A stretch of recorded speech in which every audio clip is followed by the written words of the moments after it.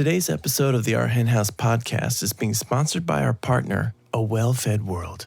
A Well-Fed World is a hunger relief and animal protection organization chipping away at two of the world's most immense, unnecessary, and unconscionable forms of suffering. The suffering of people hungry from lack of food, and the suffering of animals used and abused for food. Mending our unjust food system is a critical part of solving the world's most destructive and persistent problems. Fortunately, the plant-based foods that promote health and well-being are the same foods that conserve resources to better feed the world while reducing greenhouse gas emissions and protecting the environment. A well-fed world provides the means for change by empowering individuals, social justice organizations, and political decision-makers to embrace the benefits of plant-based foods and farming. Learn more at awfw.org. Our hen house is a squawking house. Our hen house is their hen house.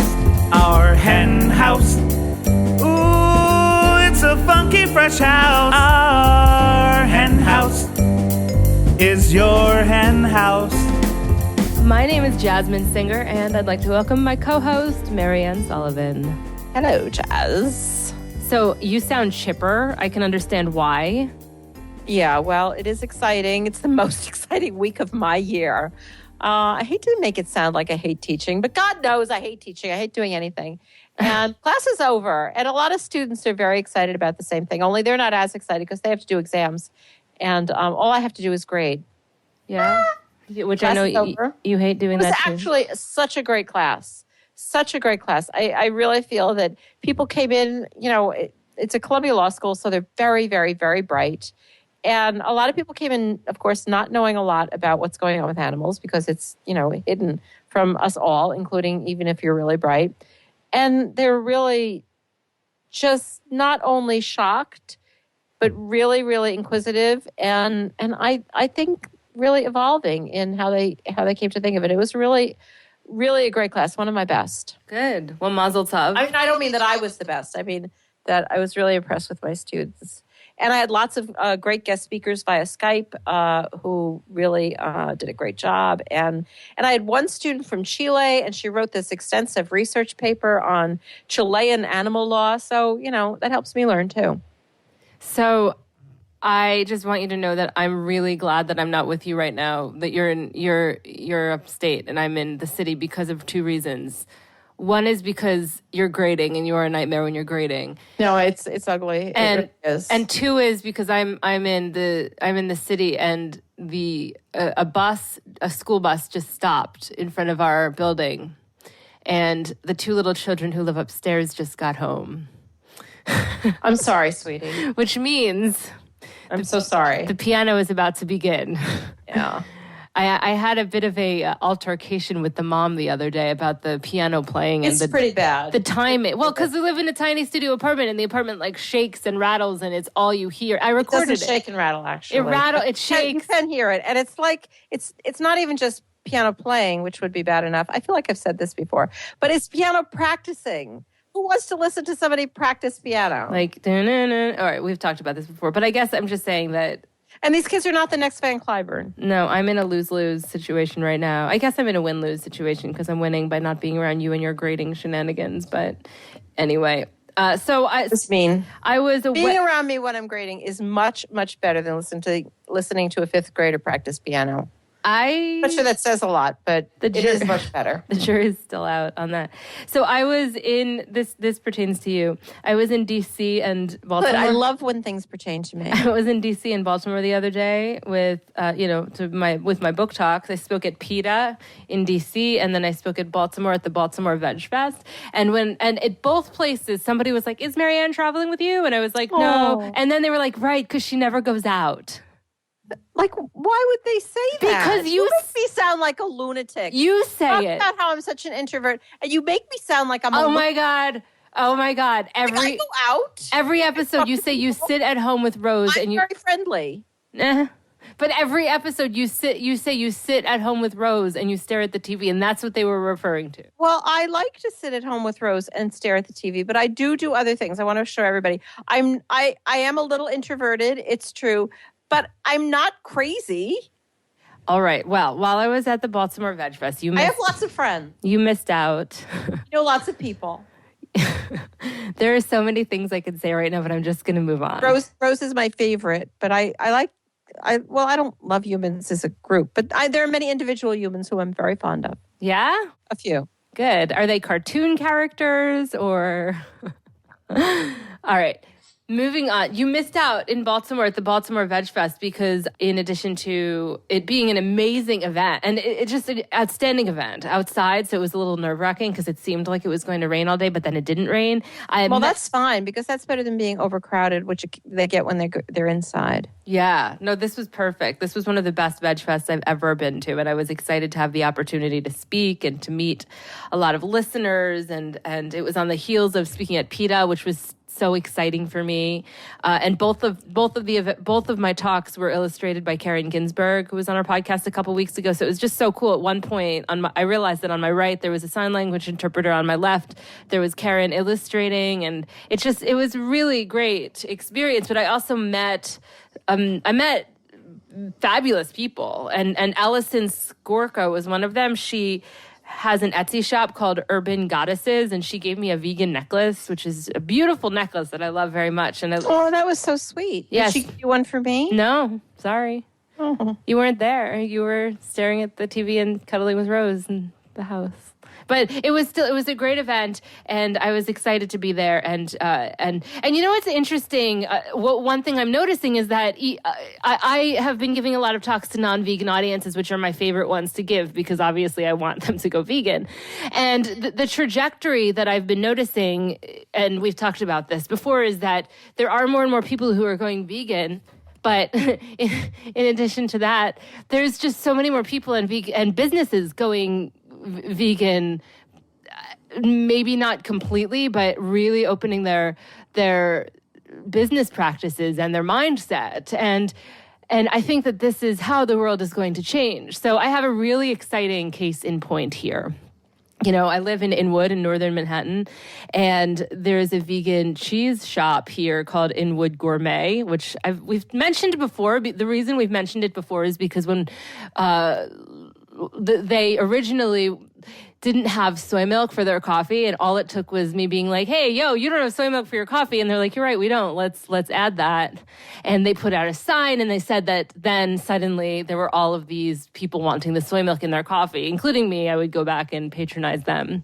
Well, anyway, that led to more and more vegan products being sold there. And they started selling hot sauce from Tamerlane Farms. Right. It's just to support the sanctuary. Yes. It was amazing. Yes, and they started selling my book, actually, with a big sign that says local author, and it's like a big sign about veganism on the author sign. They started selling vegan cheese, too. That's crazy. At a cheese shop. It's crazy. I know. I'm so excited. Oh. And I feel like I need to come to the city to check it out. It gets better. So the woman who owns it, who I just texted and was like, you have to come on the show and talk about this. She said she will. I met up with her the other day for the first time socially, and she was excited to tell me that on May 15th, she's going to be renting out the space next to the store, and she's going to have a vegan pop-up market. Oh my God. It's going to be featuring like vegan-friendly businesses and vegan-friendly products that are local to our neighborhood in Inwood. And she said to me, oh my God. She said to me, more and more people. Why did you tell me this? She said, more and more people who are moving to Inwood are vegan. And I was like, I can't, like, I just can't even believe this is happening. And it is the most exciting thing for me. That's the same weekend that I'm going to be running in the Strong Hearts Vegan Power team, with the Strong Hearts Vegan Power team at the Ragnar Relay through Cape Cod. And I was supposed to get back that day on the 15th, back to the city. But I'm probably still going to get back that day. I'm going to be bleary-eyed and stinky, but I want to get there to represent as my bleary-eyed stinky. Well, seriously, you have to go. I know I have to go. I'm really excited about it. So one business goes vegan friendly, and who knows, maybe there's a vegan cheese shop coming in the future. Well, I just want to mention that our friend David and I went to the new vegan restaurant in Tivoli, New York, the other day, and they had the most outstanding cheese plate. I mean, outstanding. And the cheese is a brand new cheese company, local to the Hudson Valley, called Vegan Cheese Hound. Nice. CheezeZeeHound. Nice. It's just, I never heard of them. Okay, so I'm not going to talk too much It's about. so exciting. It's like cheese everywhere. The world is made of vegan cheese. That should be like a sticker or something. The world is made of vegan cheese. Like Herbivore could make that or something. Like, No, we should make it and we'll get rich. That's how we'll finally make money. oh, that's it. That's how we'll make Sell money. that sticker. We'll make at least $35 with that sticker for sure. I'm sure of it. But anyway, I was just interviewed. I don't want to talk too much about it because I want to talk more about it after the article comes out. But I was just interviewed for this article like today, literally right before we were recording this, by a young woman who wrote an article about going vegan, and then she didn't go vegan ultimately. And so she got a lot of pushback and went and decided to try again. And this was what this article was about. I have a lot to talk about on this subject, but I want to wait until it's a little further along. But one thing I will mention is, like, when I went vegan, like, you didn't have cheese. It was terrible. There was like one option and it was like cardboard. You can't even make the cheese argument anymore. Now, you didn't even tell me about that cheese that you just mentioned that you had while, at this restaurant that I, wasn't at with you. And there's a vegan pop-up. Things are changing and we're not even telling each other about it. There are so many more vegan and vegan-friendly restaurants in New York City that we haven't been to. I don't know the vegan scene in New York anymore because whenever I go out to eat, I go to Candle Cafe West because it's super easy to get to from Inwood and because they're so good and they're so nice and fabulous. And it just keeps it simple. I just kind of go there all the time. But there's so many restaurants. I don't even know what they are. We have to really go on a campaign to try all the new vegan restaurants. Yeah, I'm sure that's a good plan for many reasons. Well, it's exciting anyway to see all of these vegan businesses and vegan-friendly businesses popping up. Now, there was an article that we wanted to talk about that was in the Harvard Business Review. Can you talk about this, Marianne? Yeah, I really found it unbelievably fascinating. I'm not sure I can adequately summarize it, but it was about some research that had been done by these three researchers about people's buying habits and how finding out that a business is doing has ethical business practices affects their buying. And there were so many things that were fascinating about this article. But one of the things is that it really brings into question almost everything that we do as advocates for veganism. People first were tested to see if they considered labor practices important in buying clothes. And then after that, they were asked their opinions of consumers who did consider labor practices, and they rated consumers the people who didn't so much take labor practices into account, rated the consumers who did as very low on positive traits, such as attractive and stylish, and very high on negative traits, such as odd and boring. I mean, how depressing is this that people automatically, based on nothing else, are more likely to think that you're odd and boring if you have ethical practices in your buying habits that they don't happen to possess? We all kind of know this is true. Well, the whole self-righteous shtick, and people are always getting annoyed with us, and we really kind of don't know why. And this just carries that all out, but it does leave kind of open what we should do about it. And the article, the interviewer asked the researchers, why would people look down their noses at ethical shoppers? Aren't they role models? And the answer was, we already knew from past research that most consumers will choose not to look at a company's ethical practices when selecting products. Think about that. That wasn't even the subject of their research. They already knew that.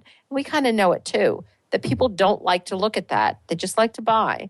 But so their goal was to study downstream consequences of that fact. And so she goes on, when you decide not to seek out ethical information about a company, but then see another person doing it, how does that make you feel? What are the social consequences of seeing someone do the ethical thing after you remained willfully ignorant? What we found is that people put down these ethical others, rating them as more boring, odder, and less attractive, all these really negative things. And the interviewer went on to say, but maybe they just don't care about the ethics of how things were made. I mean, all of this information seems to indicate that they don't care. But that's not actually the answer that they found. The researcher pointed out, our pre-tests show that people do think ethical attributes are important. So it's not that they don't care about them. If they know that something has been made under terrible labor conditions, they won't buy it, probably. It's just that they would rather not find out. And then there was other research on the fact that people will use ethical information if it's right in front of them, but they won't seek it out. And I think you could go even, I'm saying, I think you could go even a little further than that. They not only don't seek it out, they resist it. And she points out that it's a coping mechanism to avoid having to deal with the bad feelings that will arise if you discover horrible practices. I mean, we kind of all know this. It's just, like everybody has their fingers in their ears and says, don't tell me, don't tell me, don't tell me. And then the article, it goes on and lots of more interesting points, but I'll just cut to the chase here. And the article asks two things. The interviewer asks two things. What should companies take away from this? And then how should I use this in my personal life? All right, first, what should companies take away from this? Companies that are making goods in an ethical way need to advertise their practices prominently on the package in the store where people are making decisions. Don't force consumers to seek the information out. People will use the information if it's there. They just don't want to look for it. So basically, it's saying companies that are trying to sell these products should foist this information on people. But here's the advice and this is exactly the question that was asked of the researcher. Can I use this in my personal life if, for example, I want to persuade my meat-eating friends to become vegetarian? And here was her answer. And I'm not sure I totally agree with her answer. I just want to say that straight up. Her answer is, you'll be more successful if you present great recipes and say, these are good for you and good for the planet, than if you tell people they're causing horrific harm to animals. No one wants to think about hurting animals. People will just tune that message out and think those vegetarians are so weird. I mean, you can talk about values, but don't present yours as the morally superior ones. And the one caveat I have that makes me wonder, is that really the good advice? Is that she's giving kind of different advice to companies that are trying to sell products and just individuals. And I feel like for the individuals, her advice is geared to some extent to how can I avoid people not liking me and thinking I'm self-righteous, which I don't really care if people don't like me and think I'm self-righteous. I'd rather follow the advice that she gives regarding the companies, and which are trying to make people make decisions based on this information, not just to make people like them. And that's that you have to get the information to people as close to point of purchase as possible and before they make these decisions. And maybe they won't like you, but if you foist this information upon them, maybe they'll do the right thing. I don't know. I mean, I'm not sure of that, but fascinating article. I don't know what to do with Pretty it. depressing.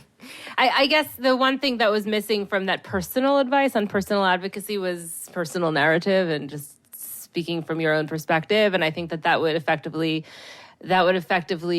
achieve what the author's point was, which is to not proselytize too much, but you'd still make it clear that what your view is, rather than saying this is healthy, but explaining why it works for you based on an ethical reasoning. I think that helps, but sadly, I'm not sure that given the research that they found out that will totally fix this. But I do think it helps to address the issue. Like, we have to get them the information.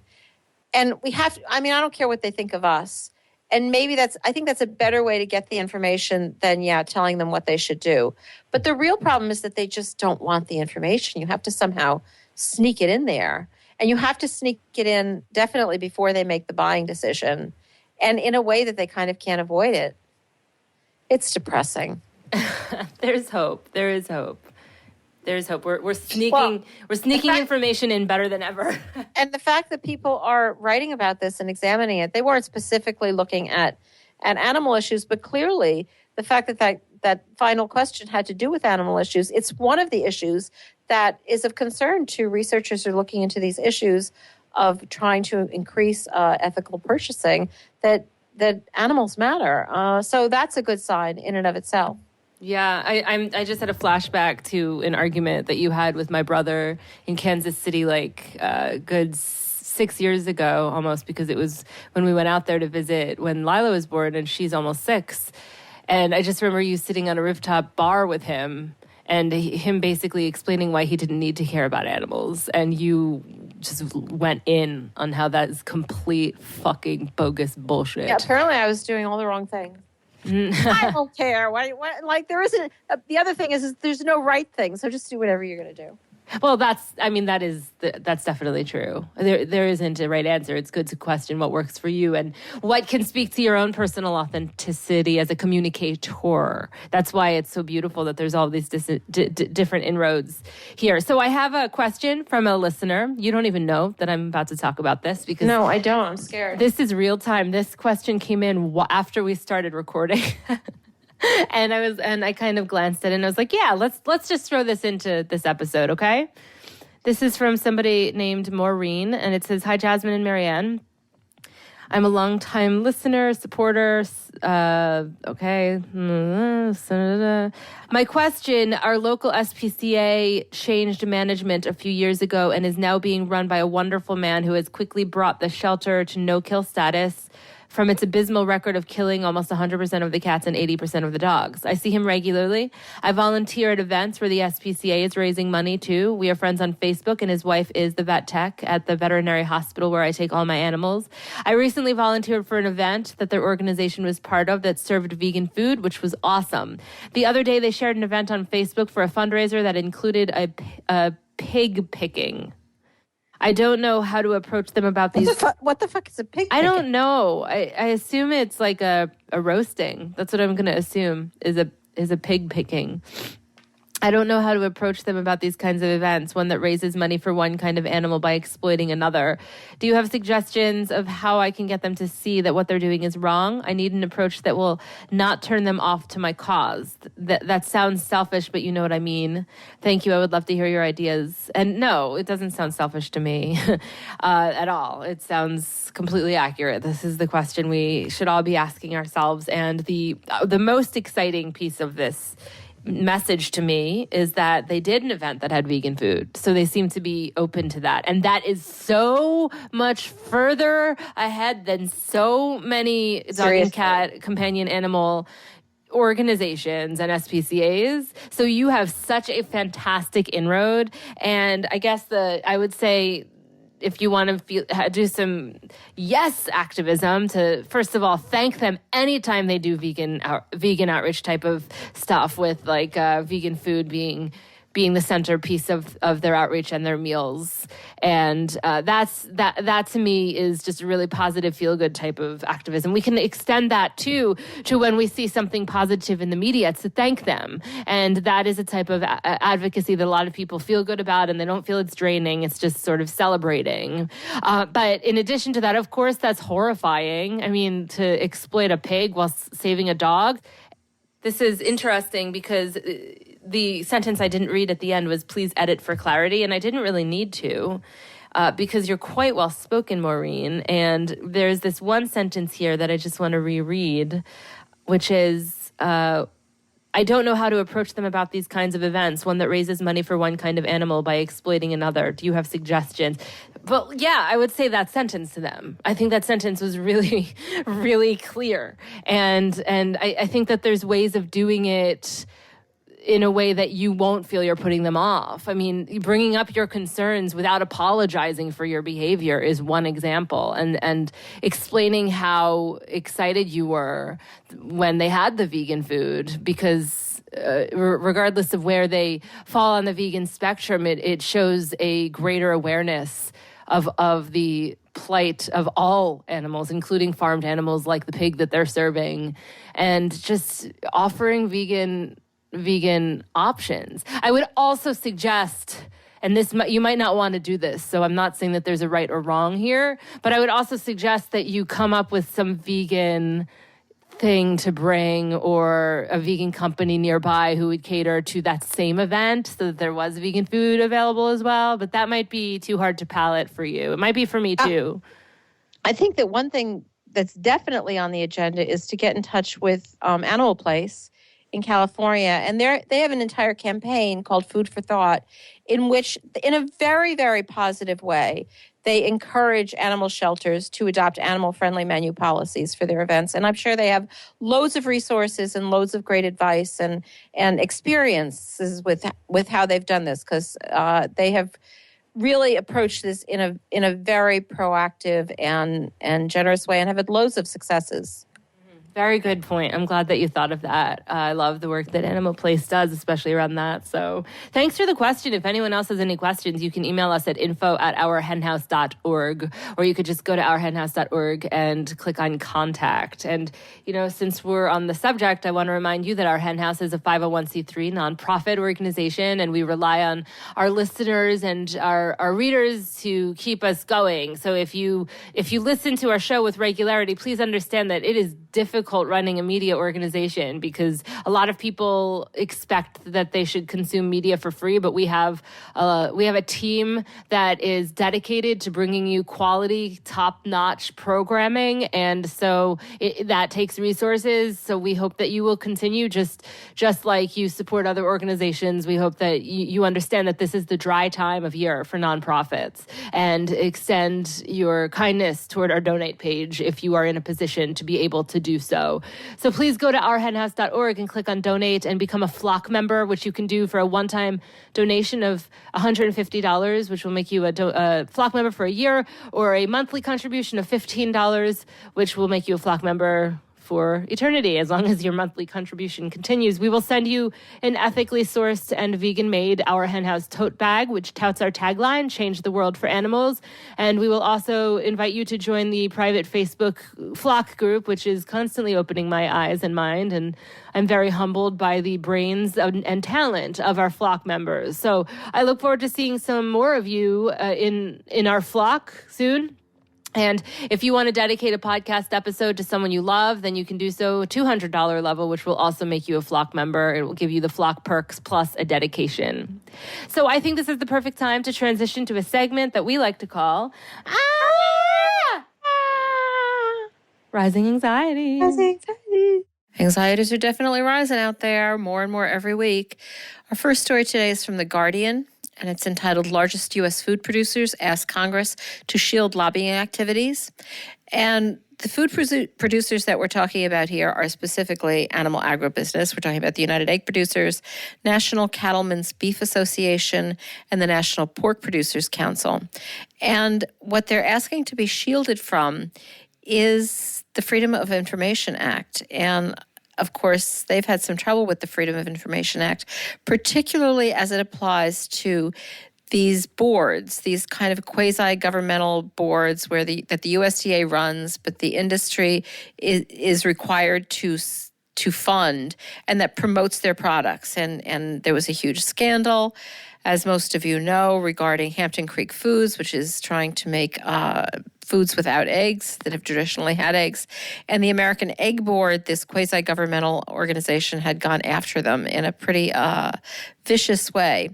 And this was uncovered by Freedom of Information experts. That would be attorney Jeffrey Light and FOIA expert Ryan Shapiro. Did some heroic work, found out exactly what had been going on behind closed doors. And there was a big scandal, and actually the chair of the American Egg Board was forced to resign. Well, this was a terrible thing, and it cast a terrible light on the industry. And clearly the answer is always the industry's answer. Let's stop anybody from seeing what we're doing, because all of the information that led to this scandal was uncovered by the Freedom of Information Act. So clearly the solution is to make the Freedom of Information Act not apply. Of course, the Supreme Court has already held that in a very different context, but that these programs that we're talking about constitute government speech. So it would be hard for them to argue in court that the Freedom of Information Act doesn't apply. So, of course, they've run to Congress to just get themselves written out of the statute. Just scandalous, disgusting behavior, and really an indication that anxieties are rising because, it's just going to bring attention to how they don't want any attention. Our next story today is from our old favorite Meeting Place and from our old favorite Hannah Thompson, who writes the Animal Ag Watch column. And Hannah is all upset about Consumer Reports. Yes, Consumer Reports. And what's so hilarious about this article is she talks about Consumer Reports as being, a magazine that we all read from time to time, getting reviews on products. But then she says what you may not realize is that Consumer Reports is affiliated with Consumers Union, a nonprofit group that has decided to give modern agricultural practices a bad review.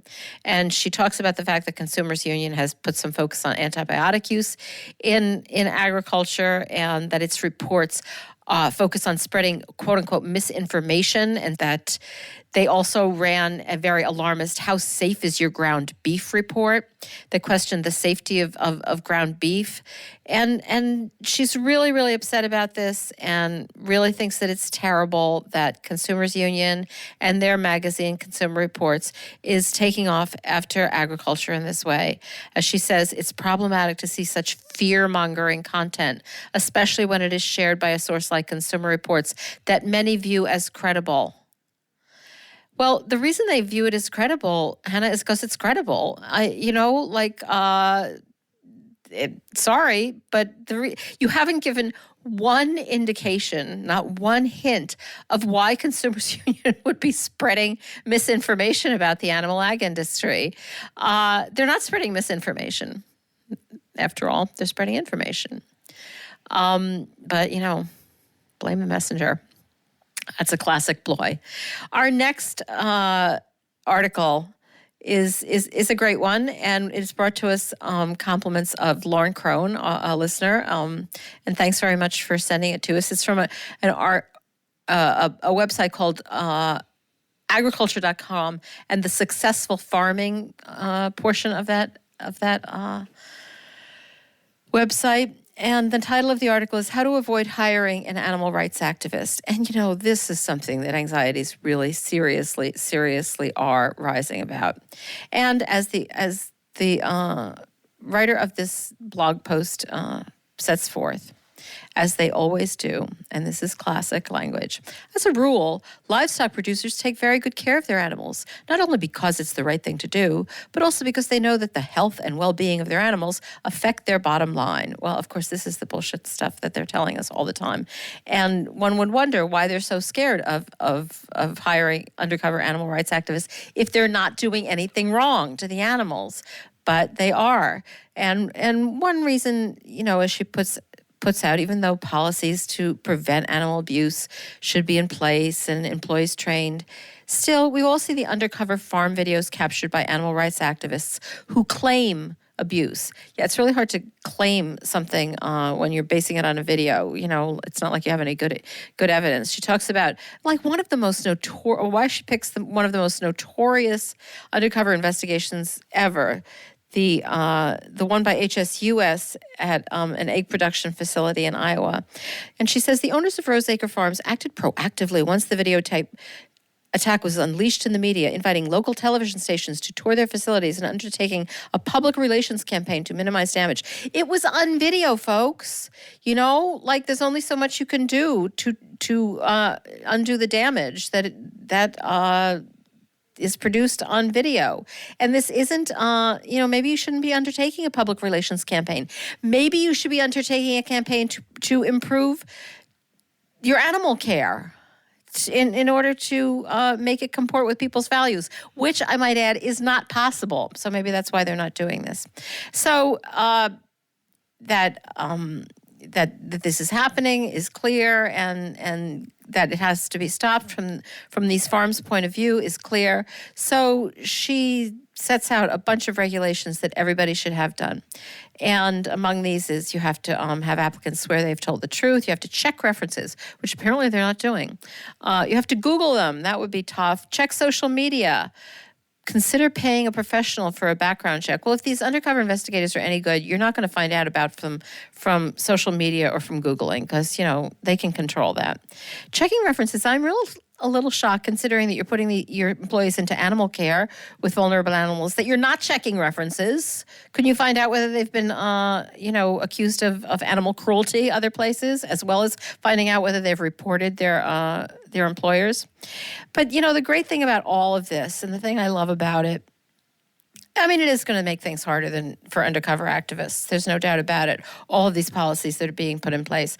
But they can't. That's not the thing I love about it. The thing I love about it is that they can't put these policies in place without it costing them money. And the more money we can cost them, the better off animals will be, because the price of the products will get a little closer, not much, but just a little closer to some of the actual costs involved, and will discourage people from buying them, as the cost of vegan products is plummeting.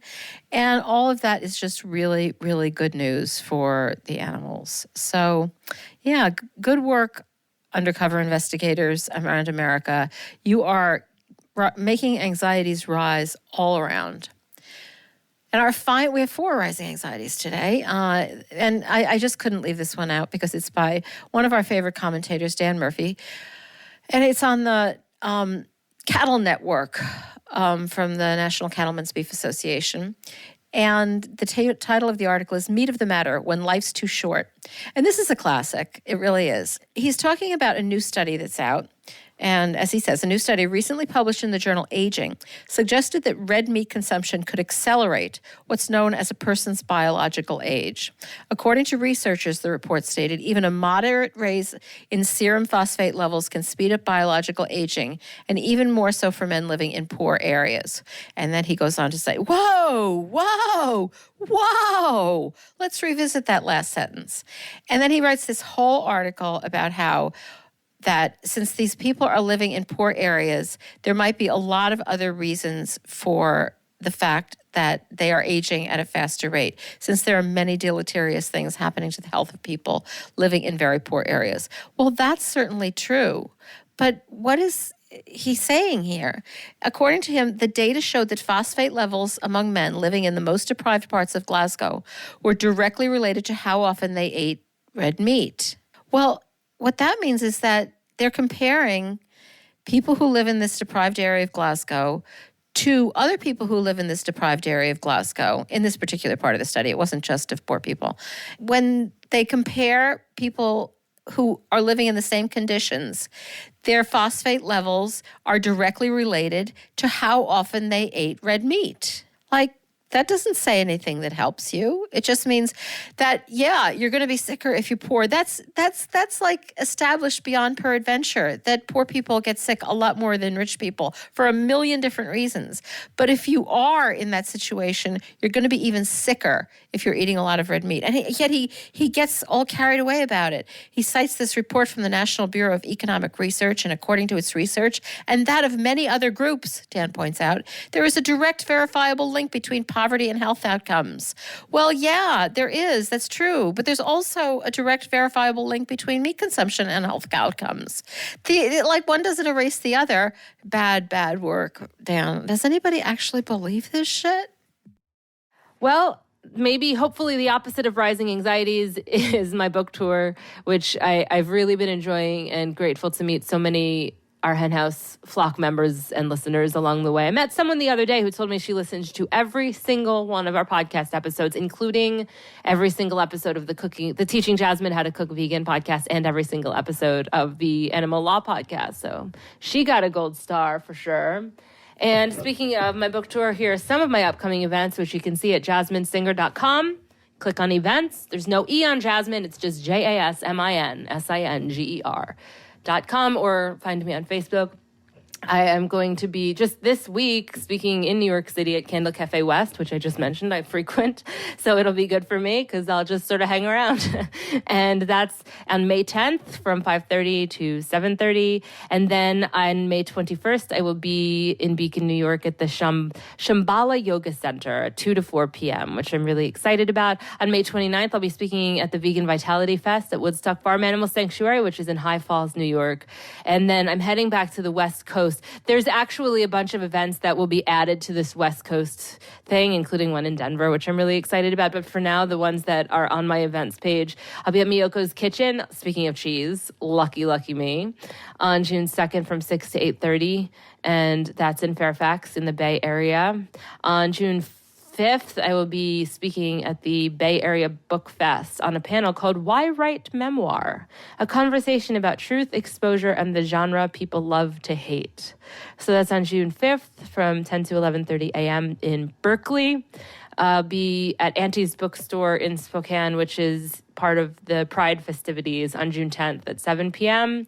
And then I'm heading to Montana, where I'll be speaking on June 17th at the Country Bookshelf in Bozeman at 7 p.m. And then I'll be in Livingston, Montana on June 18th for an event at the Wheatgrass Saloon. And then I'll be in Denver. So I'll keep you posted on that. And I also have another event that I'll be at in June in the Bay Area. So I'm really excited about that. I have some other West Coast stuff happening in the summer and East Coast as well. So if you go to my website, jasminesinger.com, you will see all of that. I have some new cities that have just been emailed to me today. I'm really looking forward to all of it. I'm also really looking forward to the interview today that you did, Marianne, with Dr. Ethan Ciment. And Ethan has joined us in the past with his partner, Michael Suchman. They together make up the Vegan Moe's. And you had a very enlightening conversation with him in person. I'm jealous. I imagine there was good food that you had as well as part of this outing. There always is when you visit Michael and Ethan. Yeah. The conversation really was great food as well. Well, because that's the thing. This started off as it was going to be just a review, but it turned into such an exciting conversation that we decided to air it as a feature interview. And it is a discussion about the new book, The Jewish Vegan, by Rabbi Dr. Shmuley Yanklowitz, who was on our podcast recently. And I do encourage people to go to ourhenhouse.org and type in Dr. Rabbi. I bet if you just type in Rabbi, it'll come up, because I can't remember offhand what episode it was, but it was fascinating. And Ethan is going to be discussing that because he grew up as a Orthodox Jew, and he'll talk a little bit about that and how this resonates with him on a deeply, deeply personal level. So without further ado, here is your interview, Marianne, with Dr. Ethan Ciment. Dr. Ethan J. Ciment is a board-certified podiatrist in private practice in New York City. He is the founder and director of the Chelsea Foot and Ankle Center, where he treats the entire spectrum of foot and ankle medicine and surgery. Ethan serves on the board of directors of Woodstock Farm Sanctuary, and he is a co-founder of Vegan Moe's, which you can find at veganmoes.com. It is a blog where Ethan and his husband, Michael Suchman, who is on the Our Hen House board of directors, share their original vegan recipes and blog about all things vegan. Ethan and Michael live in Brooklyn with their neurotic but lovable vegan dogs, Riley and Charlie. Welcome to Our Hen House, Ethan. Thanks for having me. I feel so sad that Jasmine isn't here because here I am in your beautiful home, and we're going to have a lunch shortly. But before that, we're going to be talking about Judaism. My favorite topic. I'm not sure that's actually true. But, I'm really excited to be here. I'm sad Jasmine isn't here to join us.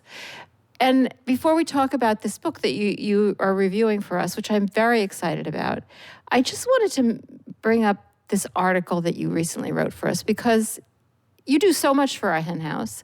You do reviews from time to time, along with your husband, Michael, but you also have occasionally written pieces for us. And you just recently wrote a very, very moving piece, which I'm sure if people haven't seen it, they'll want to take a look at. Can you just tell us a bit what it was about as we sit here with your beautiful little dogs, Charlie and Riley? As he just strategically sat here between us, little Riley. It's entitled To the Dog I Didn't Adopt, and it's because as we're sitting here right now, we were sitting here back in October, and Jasmine was looking at Riley, and I was petting him like I am right at this very moment, and I basically said, I have so much guilt over the fact that I bought this dog, when all the dogs I had had before him were dogs that I had rescued, and I always think about the dog that I didn't adopt because I bought this dog. And she said, "Oh my God, you have to write that essay." And I said, "Okay, well, yeah, sure." And I'm so glad that you did, because it's if you haven't read it, please look it up and read it, because it's very, very moving. I actually have a somewhat similar story. It was when I adopted my dog. I was from the ASPCA truck, and it was the first dog I ever had, the one who really started everything for me. And there were 2 dogs there, and I picked one, and I've just always felt so bad about the other one. I actually had a very similar experience when I was at the ASPCA back getting my first dog, who I rescued in 1993. And there were 2 little Chihuahuas there. And one of them was just this yippy little brown one, just would not stop barking. And it really freaked me out because I wasn't quite a dog person yet, although I wanted a dog. And then there was this little demure little black Chihuahua in the cage right next to him, and he was just sort of in the corner shaking. And I'm like, well, I have to take the one who's shaking out. I mean, my God, he's scared in here. And next thing you know, I rescued him. And I always used to think, what happened to the little black Chihuahua, the little brown one? Yeah, I know exactly how you feel, and that was back when the ASPCA was a kill shelter, so that's particularly disturbing, and that's why I can't go into shelters. But next time, I mean, I would always adopt a dog, but, better, somehow for us, dogs just seem to show up too, so. Yes, they magically appear at your door and say, take us, oh ladies of our hen house. Yeah. Well, it happens, So we're not going to be talking about dogs today. We're going to be talking about Judaism and something you know quite a bit about, and about this new book. Can you tell us the book that you're going to be reviewing for us? Yes. The review is a book called The Jewish Vegan, and it's written by, it's an anthology actually from many, many different authors, but the editor is Rabbi Shmuley Yanklowitz, who I believe you've done an interview here on the podcast with. One of our very favorite interviews, a very charming, very passionate person. And please, if you haven't listened to that interview, once you're finished listening to Ethan here, go and listen to it, because it's really a moving interview. And I understand that this book has really had an effect on you. It did. Well, as you know, but many of the readers might not know, I was raised in a modern Orthodox family. My parents were and still are religiously observant. They keep the Sabbath strictly. They keep kosher strictly. My brother still does. Most of my cousins and aunts and uncles do. And I was one of the first black sheep that sort of strayed away from that observance coinciding with my sort of coming to terms with being gay, although they were not exactly related and causal one to the other. But I definitely struggled with this, because when I started reading the book and I started getting into some of the essays, it really brought up a lot of my experience of Jewish education, my Talmudic education, and the dogma that I associated with it. And it really, when I first started reading the book, I actually put it down for a little while. I don't think this would happen to any of the readers out there who are listening to this, potential readers. So it was kind of triggering for you? It was very triggering for me. It brought up a lot of stuff, and I'm not really sure. I think it's probably because I've just been away from these concepts in the sort of formal Hebrew language form, which they transliterate and, of course, translate in the book. But these are things that I so completely had not been thinking about in so long. It really brought stuff up for me. And then I finally just sort of pulled it together and said, okay, look, this is for our hen house, and this is for the animals. And so just buck up and do it. I'm guessing from what you're saying that this goes into a lot of theological, technical stuff, that it's not just a kind of surface review of vague principles of compassion within Judaism. This is getting pretty down into the nitty-gritty. It does. It gets very much into the nitty-gritty in some of these essays. Some of the essays are extremely I don't want to say superficial, but very light maybe. And one of them that I really liked, Mayim Bialik wrote an essay about what she's going to do for her Passover plate, because the traditional Passover plate has an amputated chicken arm on it that's been roasted, shank bone, and there's a roasted egg on it. And so she was talking about ways that she plans to reinterpret these. It actually reminded me a lot of some of the things that I have read about gay and lesbian seders, Passover seders, and ways that we can reinterpret it and talk about LGBT issues at our seder. And so it was really beautiful. Mayim Bialik, of course, has also been on the podcast, The Most Exciting Day of Jasmine's Life. I mean, I was also excited too, but since I wasn't a kid when Blossom was on, it wasn't quite the same level of hysteria going on for me. She actually became tongue-tied, and I had to do almost the whole interview by myself. But some of the other essays get really into some serious Talmudic stuff, from what I understand. They do, and some of them are so completely detailed. I personally wonder how other people might react to some of them, because they get really, really into sort of the biblical and Talmudic exegesis on certain concepts, which I think might be really. I personally wonder, maybe this might just be me being really overly sensitive, but I think it might be over certain people's heads. But the really interesting thing is that in the sort of forward to the book, Rabbi Yanklowitz says, this is a book for everybody. This is for Orthodox Jews. This is for non-Orthodox Jews. This is for Reform and Reconstructionist Jews. These are for people who identify as culturally Jewish, though have no understanding of Judaism on a religious level, and for whom it may be just a sort of a nationality. And so when you think about it in those terms, his thing was, this is an open door. This is for everyone to walk through and find ways to synthesize their understanding of animal issues and veganism and their Jewish identity. And I thought that was really appropriate.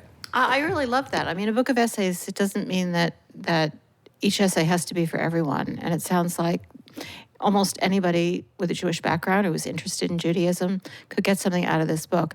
What would you say are the overarching themes of the book? Is there anything that does tie these somewhat disparate essays together?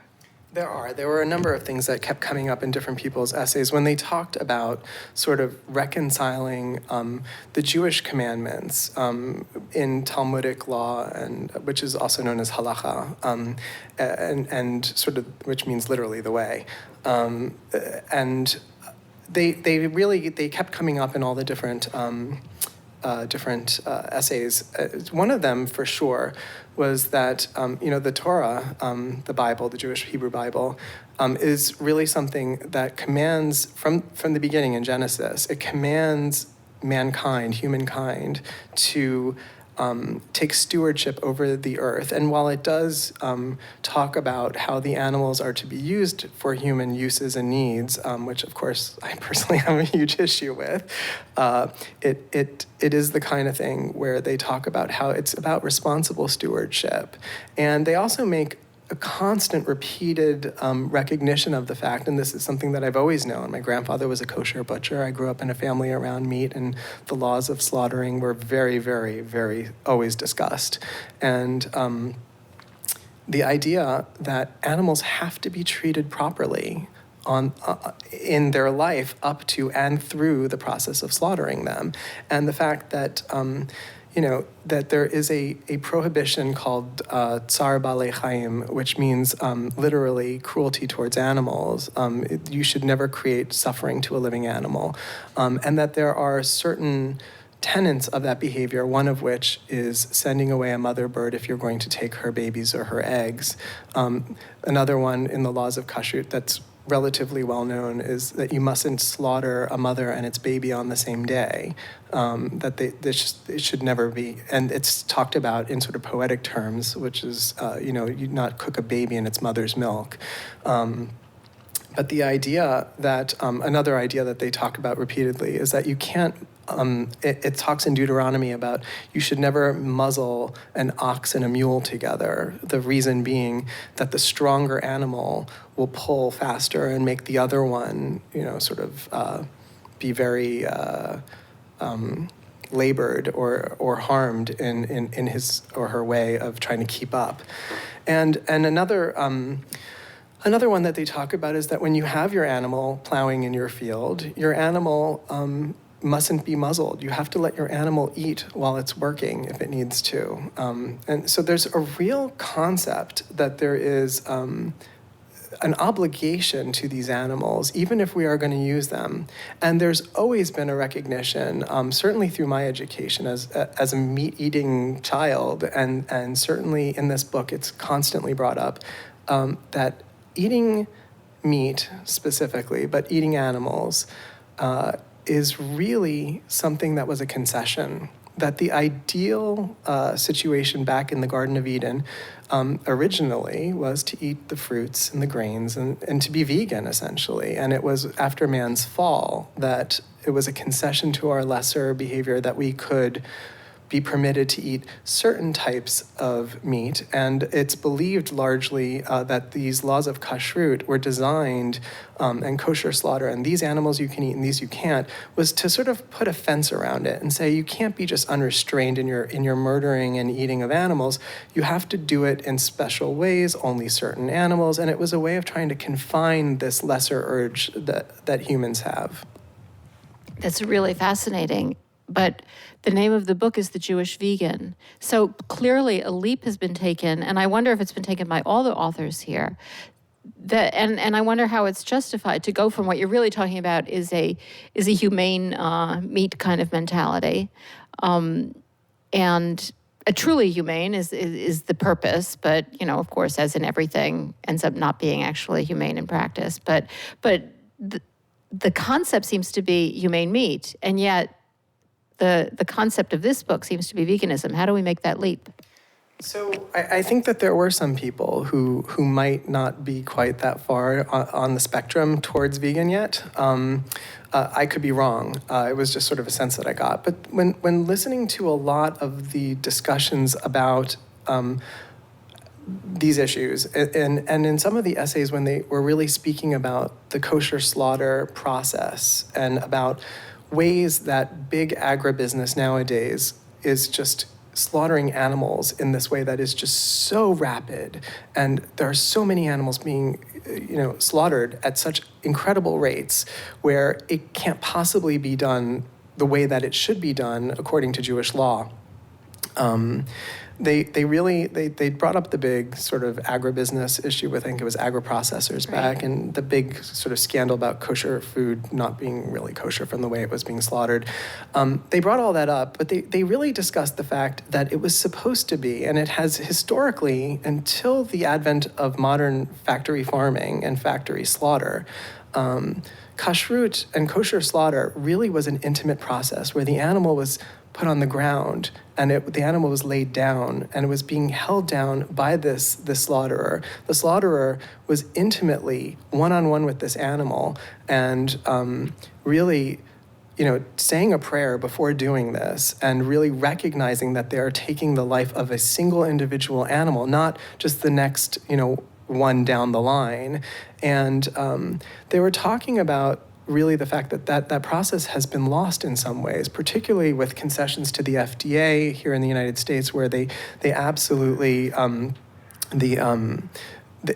for sanitary reasons and whatnot, and for reasons of their bureaucracy, I guess, animals have to be shackled up, and this idea of slaughtering a kosher animal that's upside down, antithetical to Judaism. But the thing that really got me the most, and where I didn't see this coming, was they say, before the animal's even slaughtered, if an animal has suffered, if you have contributed to the suffering of an animal, the animal's not kosher.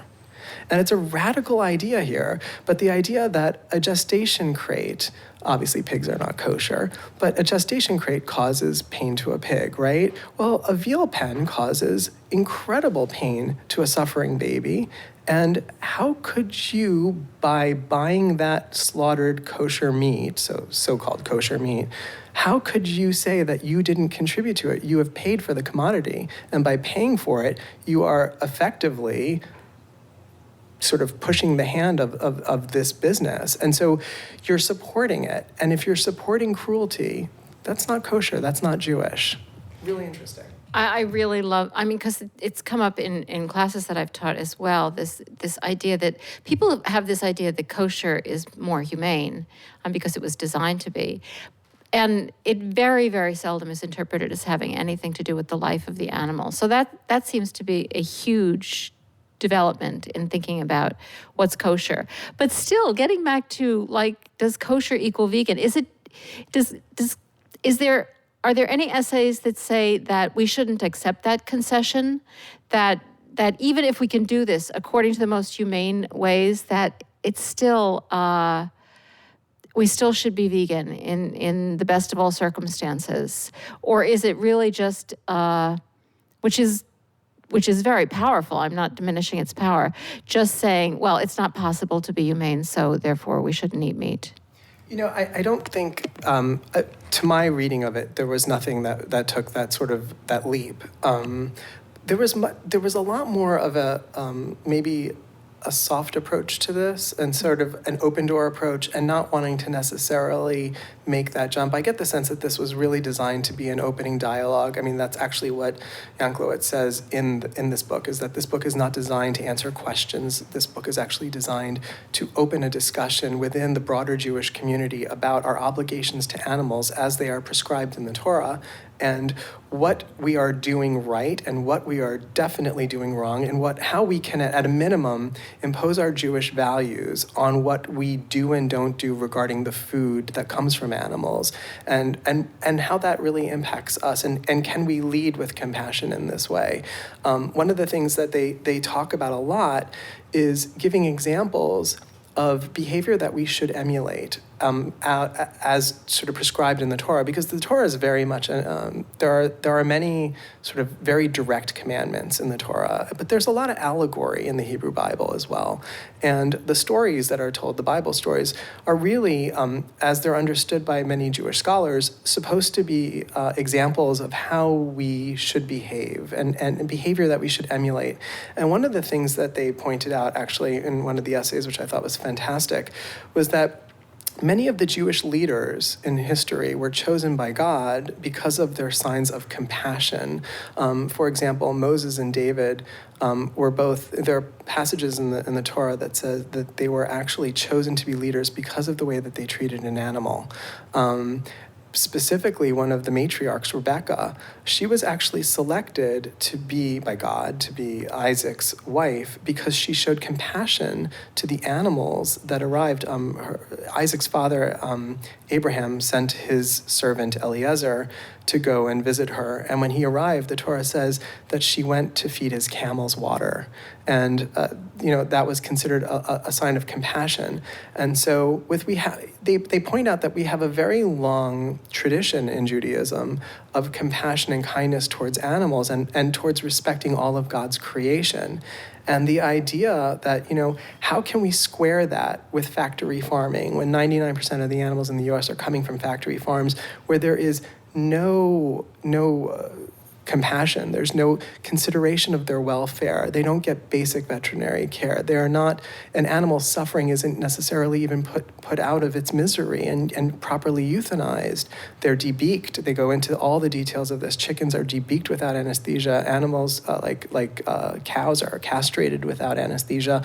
And these are unquestionable violations of Jewish law. How can you support an industry that does this? Even if the animal is fully kosherly slaughtered according to Talmudic laws, how can you say that the animal that was taken for that purpose of slaughtering is even remotely kosher when this is a blatant violation of just some of the most basic Jewish laws?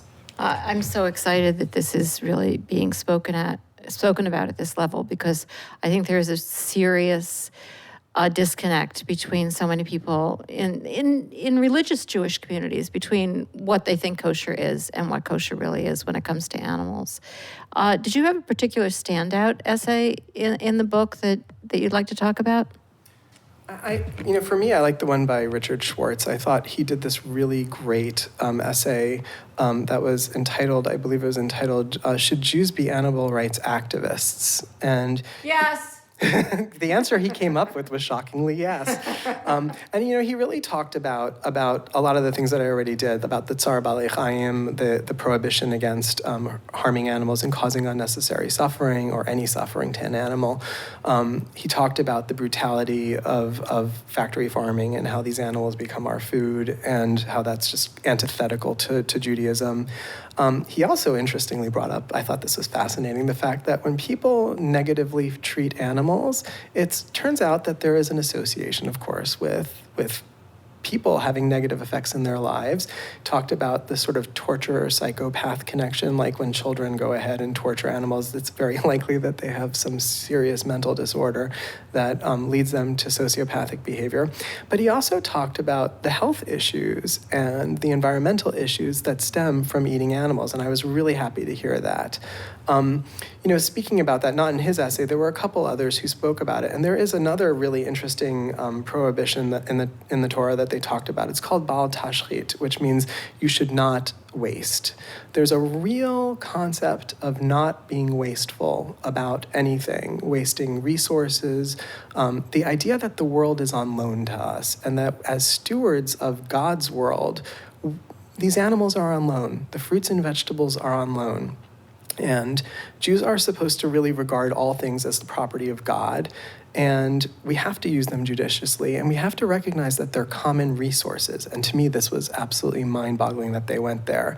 And they said, so when we're using pesticides and there's runoff from factory farm waste and whatnot, we're poisoning our collective earth, and that this is bal tashchit, we are wasting resources.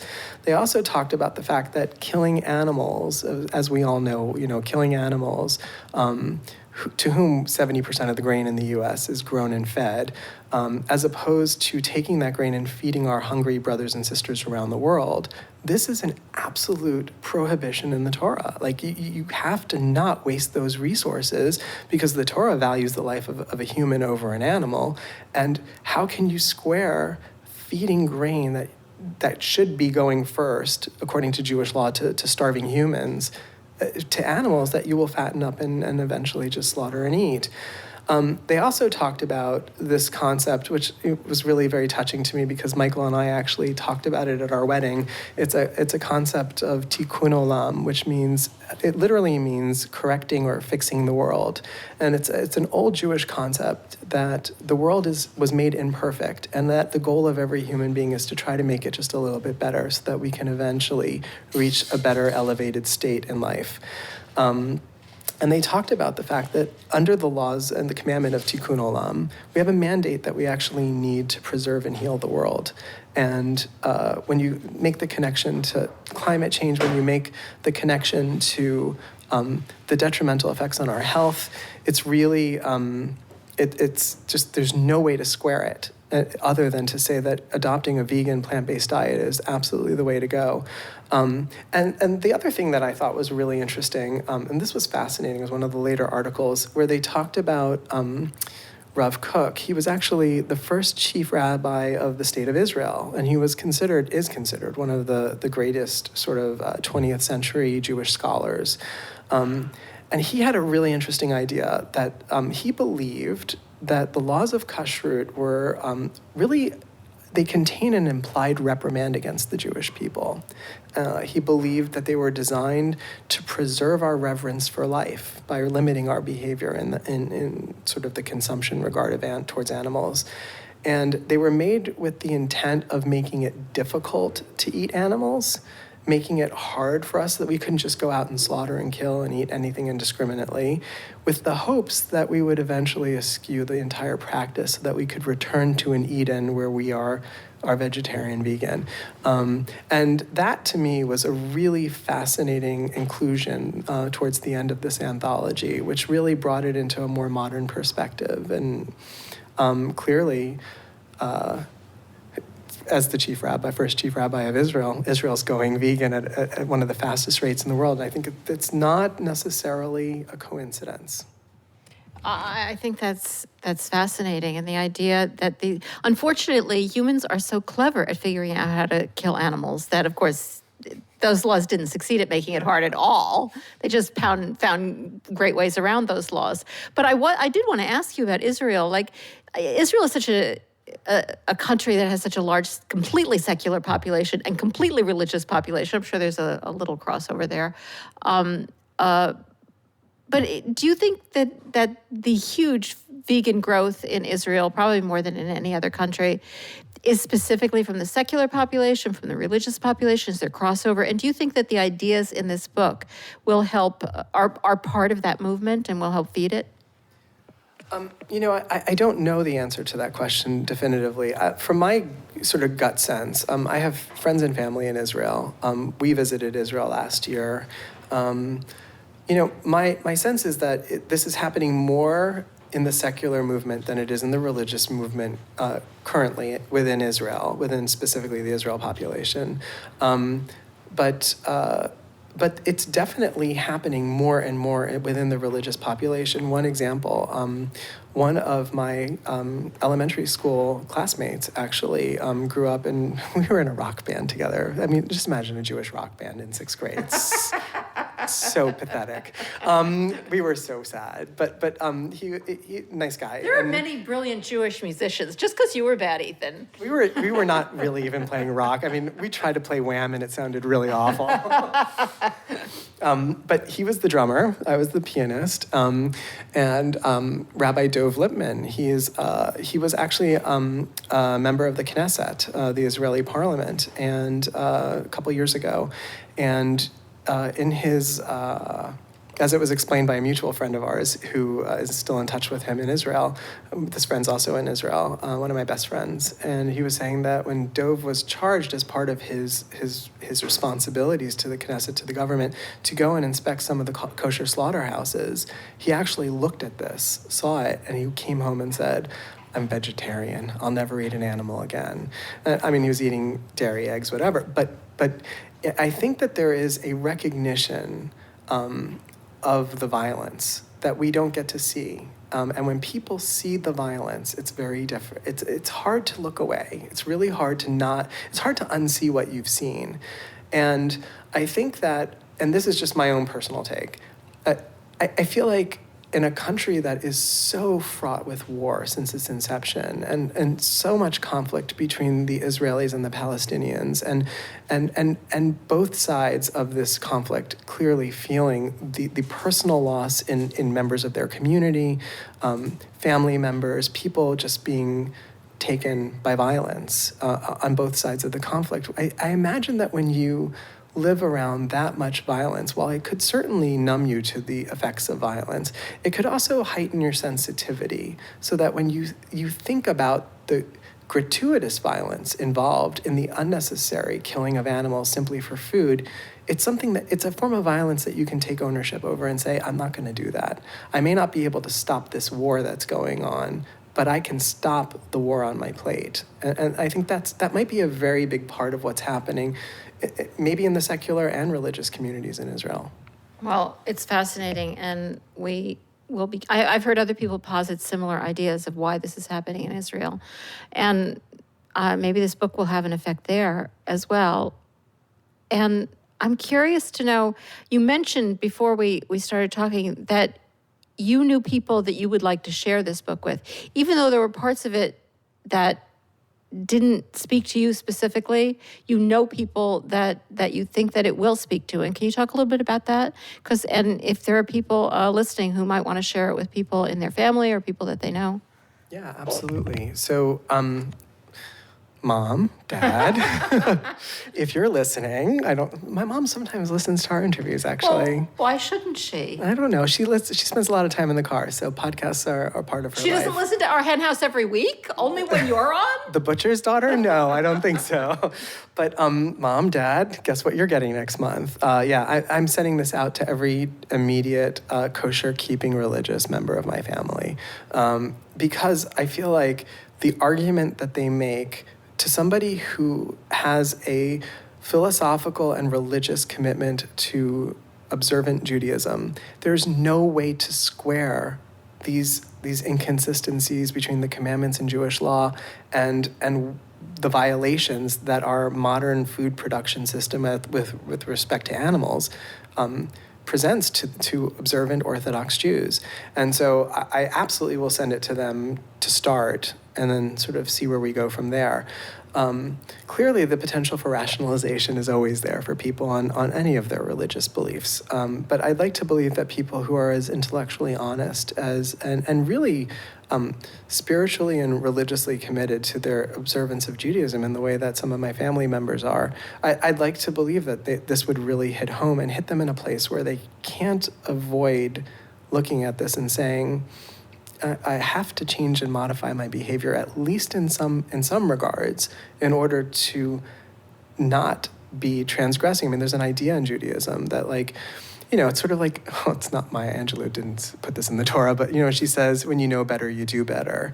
I think there's a similar idea that, like, when a Jew sins against one of the laws or commandments in the Torah, one of the mitzvot, the commandments, if you don't know that you're doing it, it's not like you've sinned. For example, if you sit down at a restaurant and someone decides to serve you something that's not kosher, you think you're eating, let's say, kosher chicken, but they give you non-kosher pork, obviously, but you don't know that you're eating it. That's not a sin because it's all about your intent. But once somebody points that out to you and says you've been eating pork, you have to stop. Otherwise, then you take ownership for the sin. And so I feel like showing this book to people who are religiously committed Jews will take one look at this, and it's like, okay, now you know. So now what will you do? How do you square this? I think it's going to open. I think this book is, I know this is such an overused phrase, but I do think it really is a game changer with respect to the animal rights movement and veganism as movement within the larger Jewish community.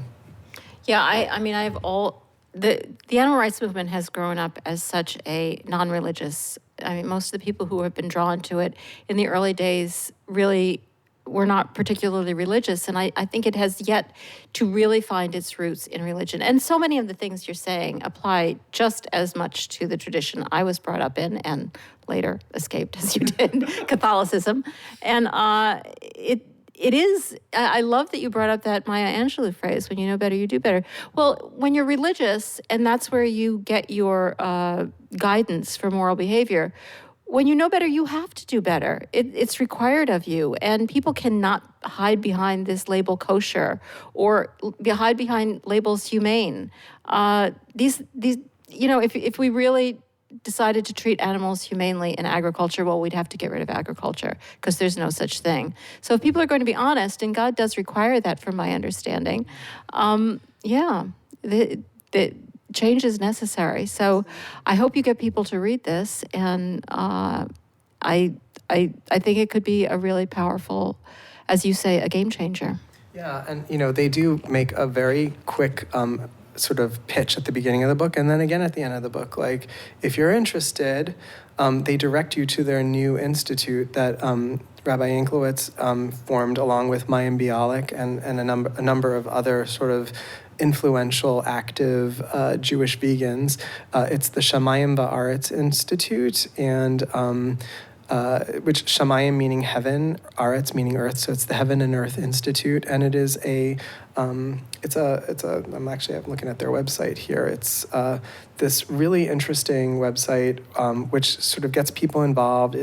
They have educational campaigns like explaining why veal is a problem for Jews, why they have a whole thing on the Kaparos campaign, and they've got a whole list on their Kaparos page of rabbis, Orthodox, observant Jewish rabbis, who have come out being in opposition to the ritual of Kaparos because it's a ritual and it's not a law, and it is a gratuitous violation of cruelty to animals. They have all these different kinds of different resources for people who are looking for Jewish perspectives, essays. Some of these essays appear on there. And they've started a retreat that they're going to be doing. I know lots of stuff going on here. So it's really, it is a very, very interesting opening for people who want to take the next step. Very exciting work that's being done here. And if you do want to hear Rabbi Shmuley Yanklowitz on the podcast. He was on episode 303, so please check that out. You can learn more about the Institute and about his work, and just be introduced to his completely charming personality on that interview. And speaking of charming personalities, thank you so much for joining us today on our Hen House, Ethan. That was really, really great insights into this book and into this subject. Thank you, and thank you for that really sweet segue. That was Dr. Ethan Ciment reviewing The Jewish Vegan by Rabbi Dr. Shmuley Yanklowitz. Find Ethan at veganmo's.com.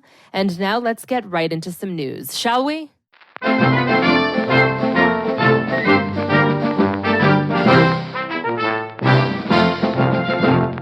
first story today is, well, it's good news, but it's clouded good news. And we all knew this news was coming. Ringling Brothers Elephants performed last show.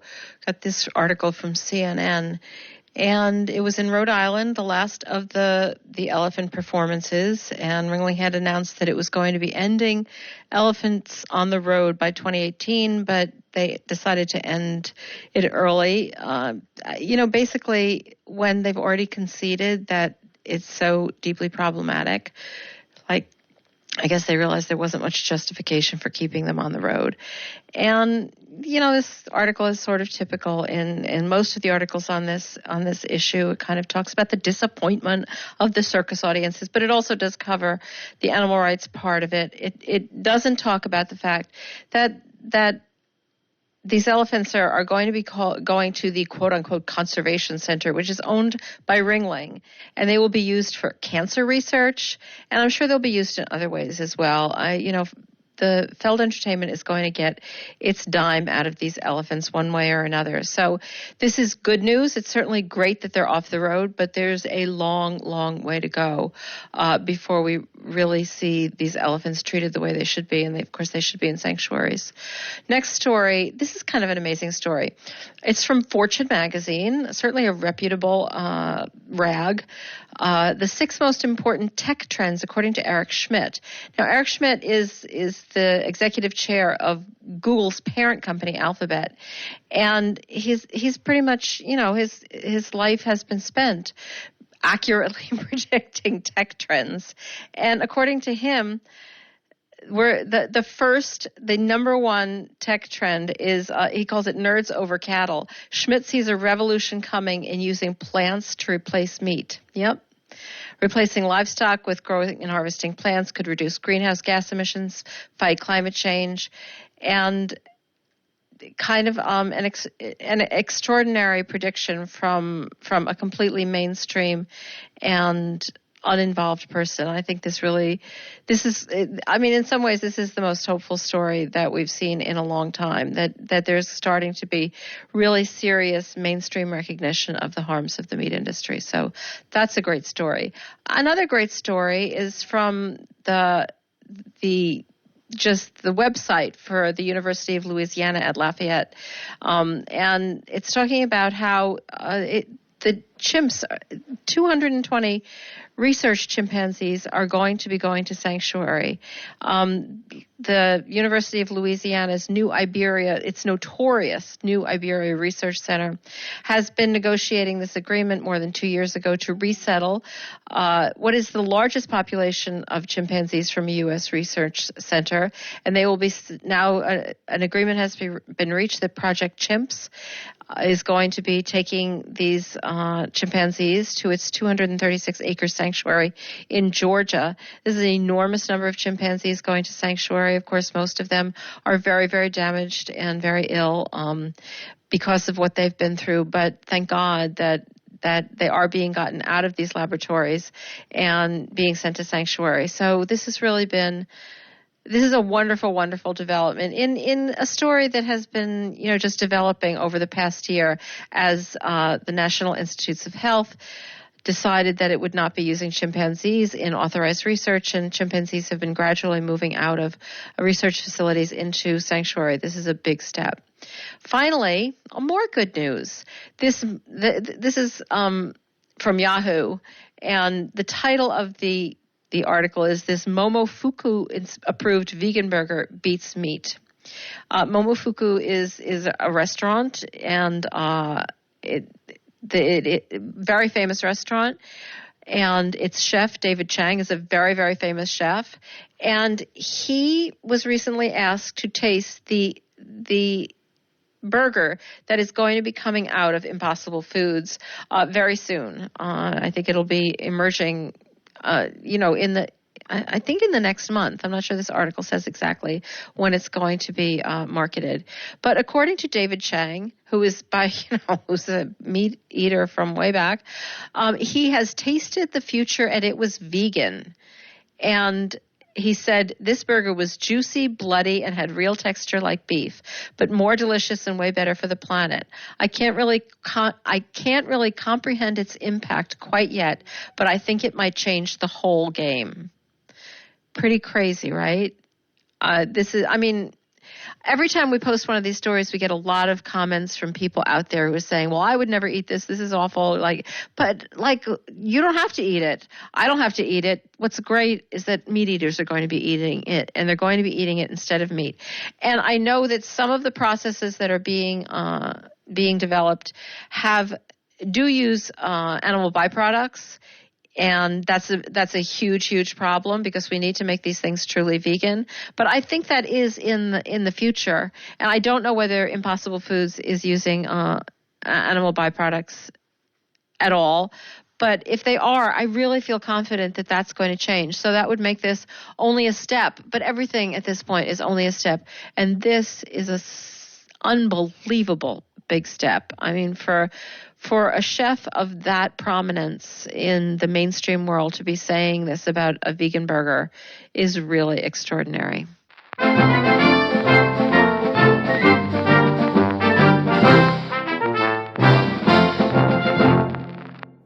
And this was the 330th episode of Our Hen House. I feel like when we get to 365 episodes, I want to do some kind of 365 days with the hens kind of, maybe even a contest where that person who told me that she listened to every episode can, and whoever else gets their gold star for listening to all of our episodes can come let us know, and we'll send them a sticker or something, maybe one that says vegan cheese, our planet runs on vegan cheese or something like that. But anyway, for now, this was episode 330, and we are so grateful to you for joining us. You can find us online at ourhenhouse.org. Remember that we're a nonprofit, and we can't do what we do without your support, so we hope that you'll continue to support our efforts to change the world for animals by becoming a flock member, and you could do that. All of the information is at ourhenhouse.org. Click on donate. Find us on social media at Our Hen House. We are at Our Hen House on Twitter and Instagram as well.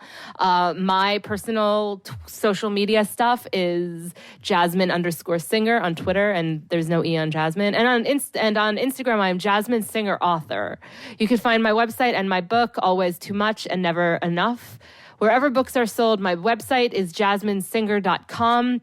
And I look forward to seeing you on my tours this year.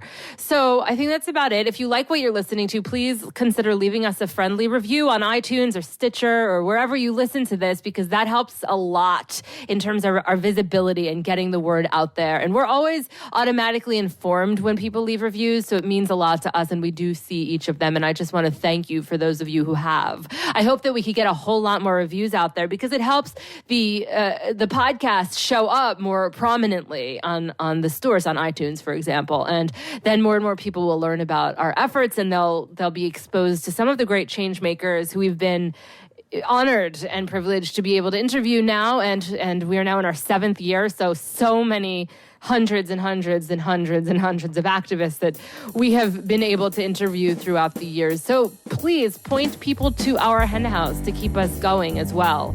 And if you read my book and you like it, then please consider leaving a friendly review wherever you go shopping online, Amazon or Barnes & Noble or IndieBound or wherever.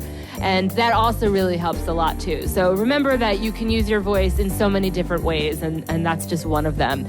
So my name is Jasmine Singer, and Marianne and I will talk to you next week. Thank you. Bye.